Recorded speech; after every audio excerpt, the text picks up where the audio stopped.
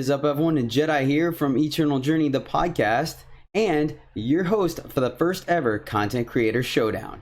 On this show, I've gathered various influencers and content creators of Eternal to battle it out in specifically designed formats I've created every season. Will you root for your favorite, or will you discover someone new? Regardless, we're all here to celebrate and support this great game of Eternal. So without further delay, let's find out who our creators are for this evening. Hey guys, Sendrith here. I feel like I'm probably fairly known to the Eternal community by this point, but I do tons and tons of drafting, so doing constructive is a little odd. I may have had some draft experience or maybe some preferences carry over into my constructed deck for Jedi's Pauper Challenge. So let's go ahead and dive into this.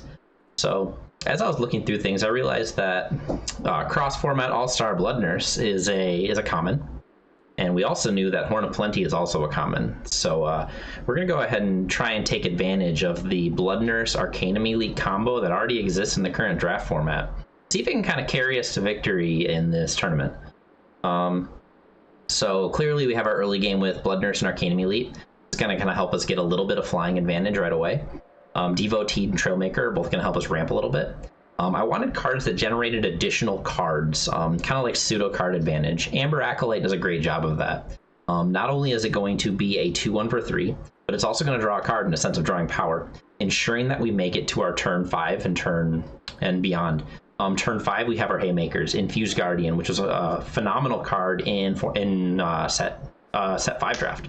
Set 5 and 5.5. This card is just a phenomenal unit. It's really difficult to kill.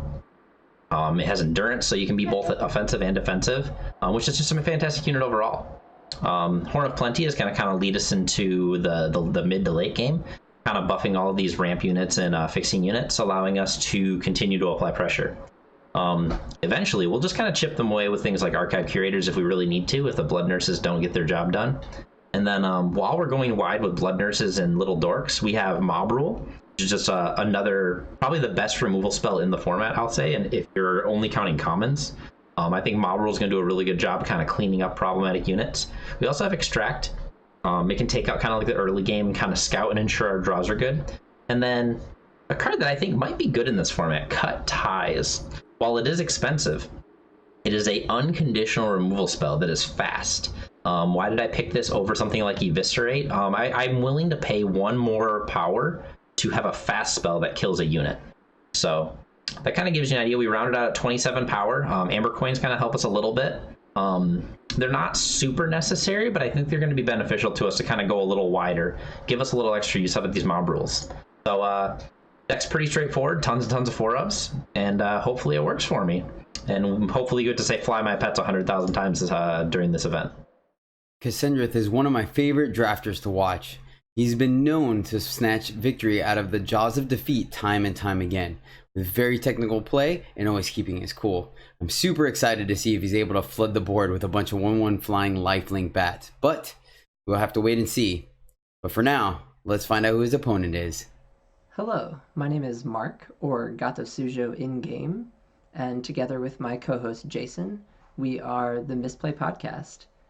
We are a bi-weekly podcast that comes out on Tuesdays, and we cover a variety of topics from happenings in the community, news about the game, things we like in the game, and ways that we can improve the learning process and decision-making process while we play, mostly by telling you how bad we are at this game.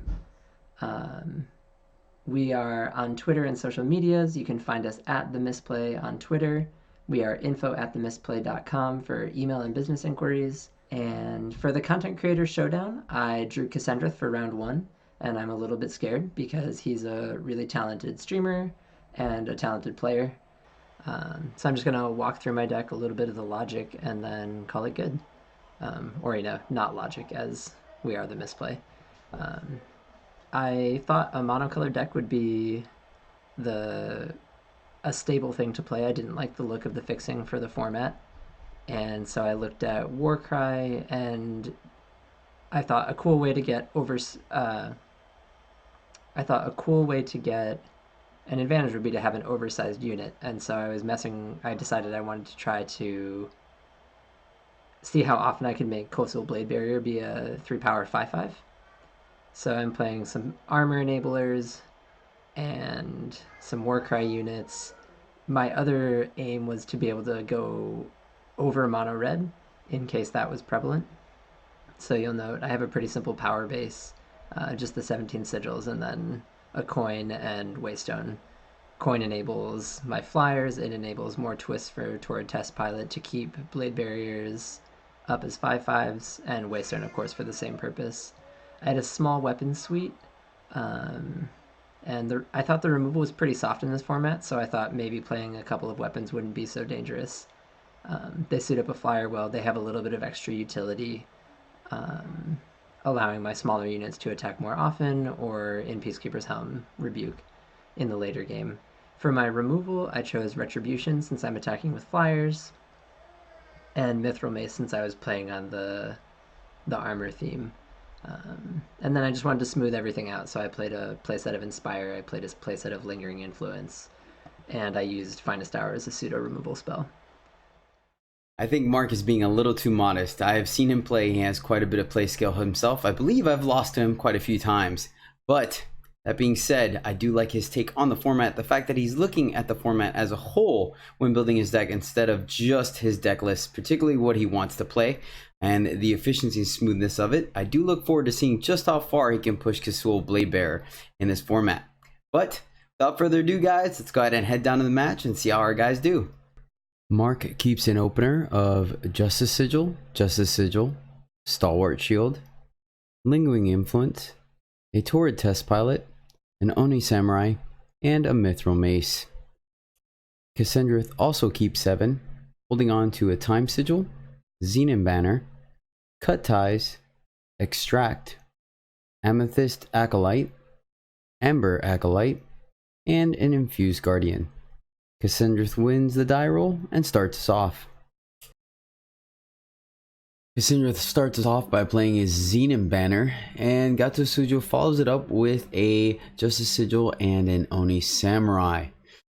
Cassandrith draws an Amber Acolyte, playing a Time Sigil and passing the turn. Gato Sujo proceeds to play another Justice Sigil, attack with the Samurai, triggering Warcry, and then playing Lingering Influence, drawing a Justice Sigil and scouting, placing the card back on top.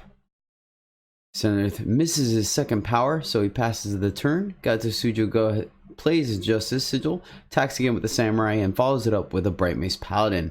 Cassandrith finally draws his Shadow Sigil and proceeds to think about it, and he casts Amethyst Acolyte, putting a -1/-1 on the Oni Samurai, preventing it from attacking. Gato Sujo draws, plays the Justice Sigil, attacks with the Bright Mace Paladin, getting in for 3, and then follows it up with a Torrid Test Pilot. Cassandrith misses another power, but luckily they have Amber Acolyte to go ahead and draw a Time Sigil, so they play that, playing their 4th power, and pass. Gato Sujo plays their 5th Justice Sigil, and then decides to play the Stalwart Shield on the Bright Mace Paladin, make it a 4/6 lifesteal, and swinging with both the Torrid Test Pilot and the Bright Mace. Cassandrith does not block, taking 5 damage, while Gato Sujo gains 4. They go ahead and play another Acolyte, going and get a Shadow Sigil, putting him up to 5, playing a Devotee of the Sands, not shifted, and passing the turn. Gato Sujo draws, plays the Justice Sigil, and then decides to play a Mithril Mace and uses it to take out one of the Acolytes, getting in once again with the Test Pilot and the Bright Mace. Cassandra decides not to block again, taking 5 as Gato Sujo gains 5, and then follows up by playing their 3/3 Valkyrie. Cassandra naturally draws power finally. They're up to 7 power now. Cut Ties the Bright Mace Paladin, getting it off the board. Decide on no attacks and pass the turn. Gato Sujo draws another Stalwart Shield, then proceeds to twist the Torrid Test Pilot one time, making it a 2/3, getting in with the Mace, killing the Devotee, playing the Stalwart Shield on the Oni Samurai, making it a 1/4 and able to attack again, and then swings only with the Flyers, dealing 5 to Cassandra, taking him down to 5. Cassandra draws a time sigil and immediately plays it, putting them at 7 power. They proceed to extract the Valkyrie, killing it and gaining 3, and then go ahead and attack with both the Acolyte, or both Acolytes. And Gatsusuja decides to block the Amethyst Acolyte with the Samurai, killing it, and Cassandra gets in for 2. Gatsusuja attacks immediately, getting him for 3, taking cast back to 5, and then plays a Kasual Blade Bearer, activating the twist on the Toward Test Pilot, making it a 3-2 and making the Blade Bearer 5-5. Cassandra draws a time sigil, plays the Infused Guardian, playing the time sigil, bumping it up to a 5-5 endurance, and decides to pass the turn, still on defense. Gato Sujo attacks in the air for 3, taking cast down to 2, and then activating the Onslaught on Retribution, killing off the Infused Guardian, but silencing it before it does it. Passing the turn, Cast draws a Blood Nurse, but decides he'd rather play the Horn of Plenty first, and then plays the Blood Nurse, twisting it once, making a 2-2 flying Bat Lifesteal. So now he has a Defender. Gatsusu draws for turn, is contemplating what his next play is, and finally decides on attacking with all 3, swinging with the team.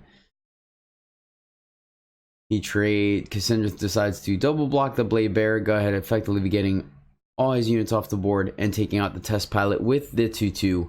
Gatsusujo follows up with another Test Pilot, and Cassandra goes ahead and concedes. Mark keeps a hand of 2 Justice Sigils, an Emerald Waystone, a Peacekeeper's Helm, 2 Valkyrie Aspirants, and an Oni Samurai. Cassandra keeps a Time Sigil, an Amber Coin, 2 Cut Ties, an Archive Curator, an Amber Acolyte, a Devotee of the Sands, and since he lost last game, he goes first.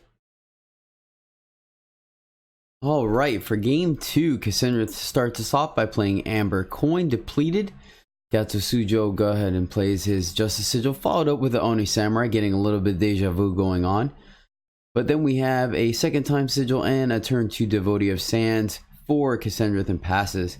Oni Samurai attacks for Gatsusujo, triggering Warcry, and obviously is blocked by the Devotee. His follow-up play is a Valkyrie Aspirant, followed up by a second Valkyrie Aspirant. So the Air Force is in full effect. Cassandra draws, plays Amber Acolyte, drawing a Justice or Shadow Sigil, plays it, and passes the turn. Gatsusujo draws, attacks with the team, sending in the Oni Samurai.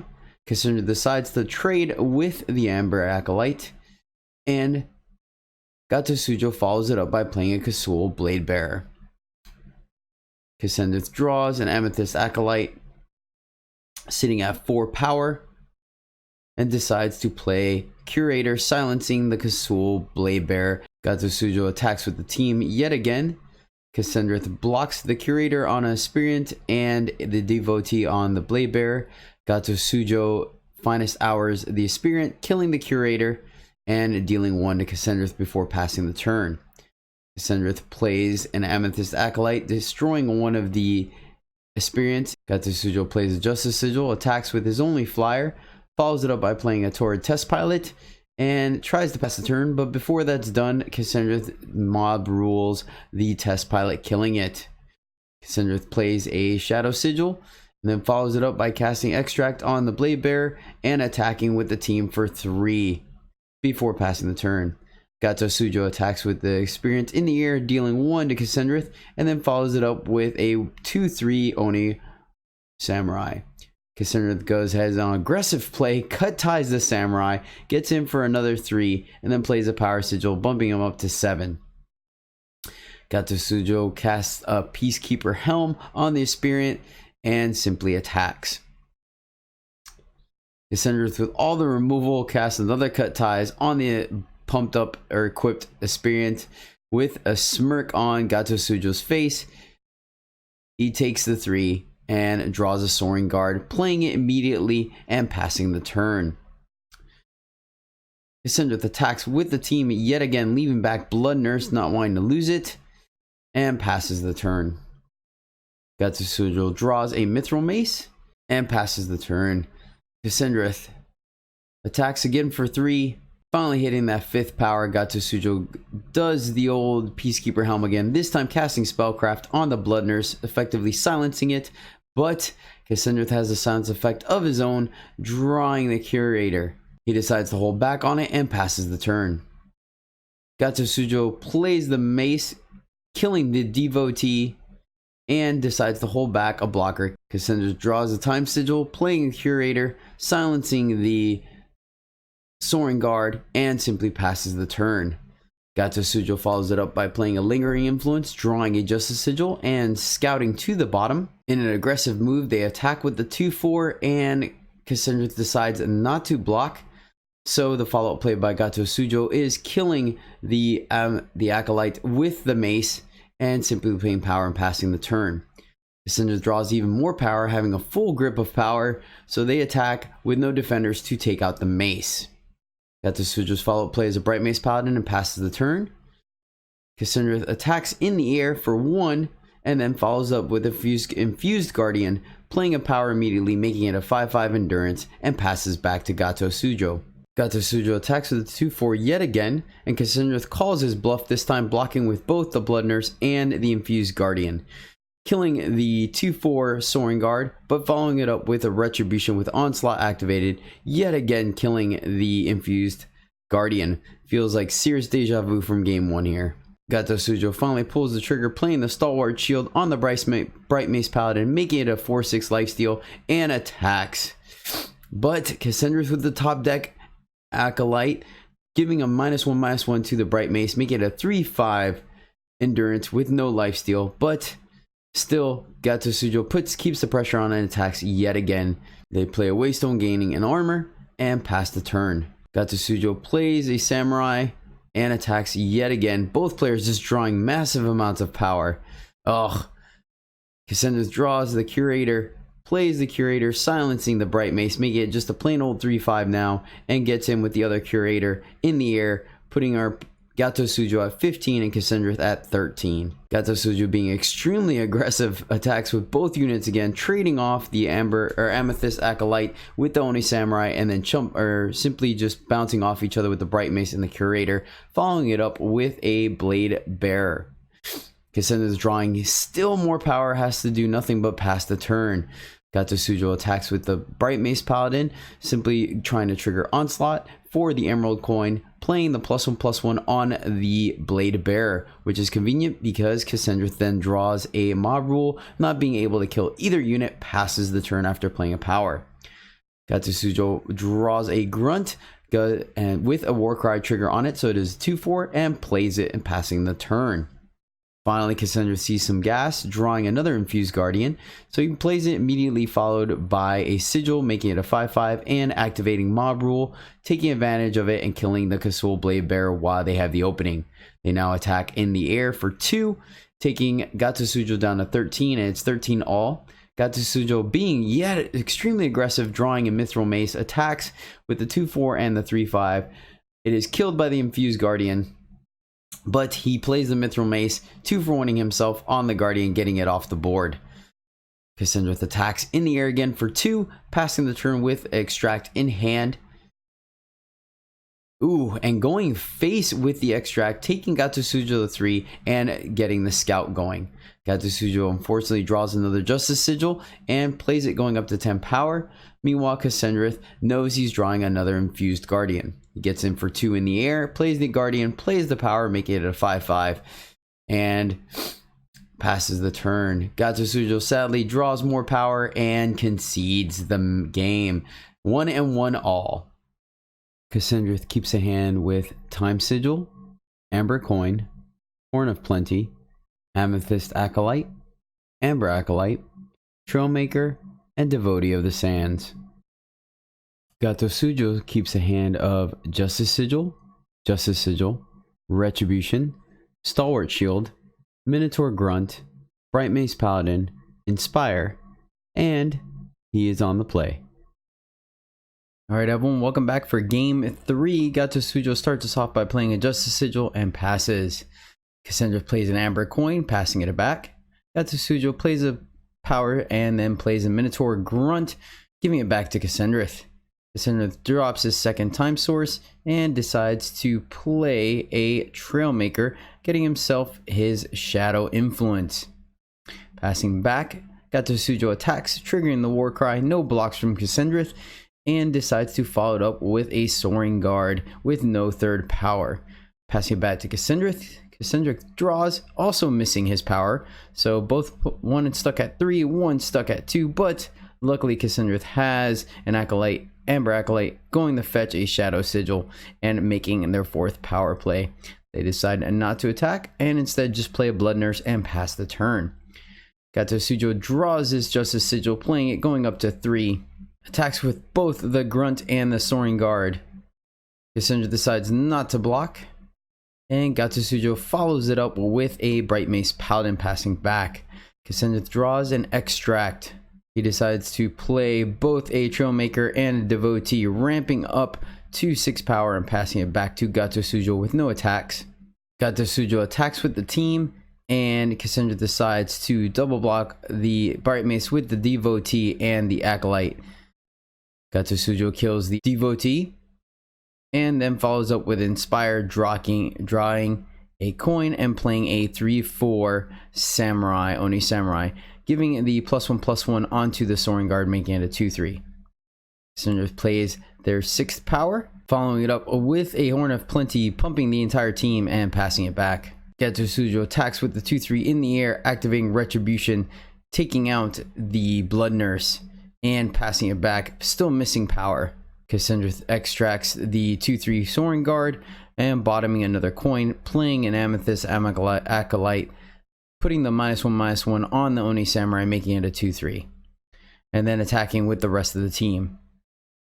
Gato Sujo has no blocks and takes 9, going down to 18, and Cassandra passes it back after playing his power. Gato Sujo plays a Stalwart Shield on the Grunt and attacks with both the 2/6 and the 2/3, triggering War Cry. Cassandra trades with the Amethyst Acolyte and takes 2. A cut ties off the top, quickly takes out the Grunt, clearing out Gato Sujo's board, and Cassandra yet again attacks for 9, taking Gato Sujo down to 9. Gato Sujo plays a Kasual Blade Bearer, following it up with a Lingering Influence, drawing a Justice Sigil and scouting to the bottom and passing it back to Cassandra. Cassandra plays an Amethyst Acolyte on the Blade Bearer and attacks with the team. Gato Sujo calls it a day, takes the 9 damage, killing him and giving the match to Cassandra. Cassandra is our first winner for the tournament, keeping him in the winner's bracket for round 2. Gato Sujo, racking up a loss, will move over to the not so winning bracket, but that's not the last we've seen of him because this is a double elimination tournament. So Gato Sujo will have a chance next round to stay alive in the tournament. Who will these opponents battle next time? Stay tuned and find out. Alright, ladies and gentlemen, that is going to do it for the first episode of the Content Creator Showdown. I hope you appreciated and enjoyed the battle between Gato Sujo, bringing a Mono Justice early aggressive deck using small units, Warcry triggers, and pump spells to get underneath any strategy his opponent brings, versus Cassandra, bringing a Xenon ramp and removal package using a bunch of accelerators to ramp into big units as well as solid removal to clear the way for the big units to get in there and take over their late game. You can catch Gato Sujo up on Twitter at The Misplay, as well as streaming live on Twitch. They talk about all great things Eternal on their podcast. I enjoy it quite a bit, so make sure you're giving them a follow. And you can follow Cassandra at twitch.tv/Cassandra. I believe he's streaming 4 days a week now, primarily limited play. Is absolutely phenomenal streamer, going through his strategies and reasons for plays as well as pick orders. All right, guys, and of course you can catch me, Jedi, aka Caesar the Crowd Pleaser, here at this channel, as well as all the great social media places in the links down below, so I won't waste any more of your time. Thank you so much for tuning in, and once again, stay tuned for the next battle to find out who else is going to be battling it out to be reigned champion of Season 1 of the Content Creator Showdown. Until next time, happy gaming.